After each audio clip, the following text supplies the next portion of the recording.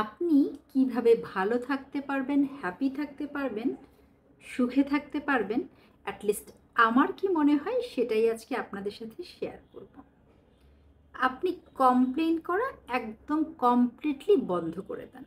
আপনার নিজের গায়ের রং আরেকটু ফর্সা হলে ভালো হতো, আপনার হাইট উচ্চতা আরেকটু হলে ভালো হতো, আপনার প্রফেশন অন্যদের থেকে একটু খারাপ, এই প্রফেশনে না থেকে অন্য প্রফেশনে থাকলে ভালো হতো, আপনার বেতন আরেকটু হলে ভালো হতো। অর্থাৎ এই যে আমরা সব সময় কমপ্লেন করছি অন্যেরা সুখে আছে, আমি নিজে সুখে নাই, এই কমপ্লেন করা একদম কমপ্লিটলি বন্ধ করতে হবে।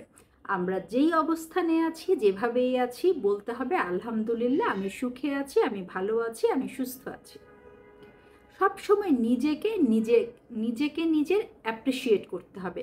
অন্যরা আমাকে ভালো বলবে তখন আমি ভালো হব, এই চিন্তা ভাবনা থেকে বের হয়ে আসতে হবে।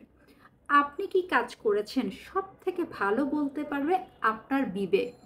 আপনি যদি নিজের প্রতি কনফিডেন্ট থাকেন, আপনি যা করেছেন একদম আপনার জন্য বেস্ট, তাহলেই দেখবেন আপনি একজন সুখী মানুষ। আর যদি মনে হয় কিছু কিছু জিনিস ভুল ছিল, কিছু কিছু রং ডিসিশন ছিল, সেইগুলোকে চেঞ্জ করে ফেলেন। নিজেকে নিজের অ্যাপ্রিসিয়েট করা শুরু করেন। বাচ্চারা দেখবেন সব সময় নিজেকে নিজে অ্যাপ্রিসিয়েট করতে থাকে। কেমন করে সেটা বলছি।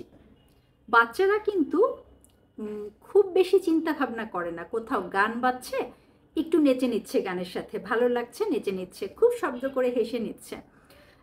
মিররের সামনে দাঁড় করালে নিজেকে নিজে দেখে চুমু দিচ্ছে।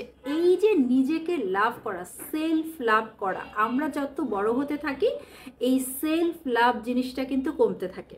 তো নিজেকে ভালোবাসতে হবে, নিজেকে হ্যাপি রাখার জন্য নিজেকেই চেষ্টা করতে হবে। চারপাশের যে আগাছাগুলো আছে, মানে পরগাছা যারা আছে, যারা হচ্ছে আপনার সুখের সময়ের বন্ধু, বিপদের সময় কেটে পড়বে, এই ধরনের বন্ধুদেরকে জীবন থেকে সরিয়ে দেন। তাহলে দেখবেন আপনি হবেন একজন সুখী মানুষ।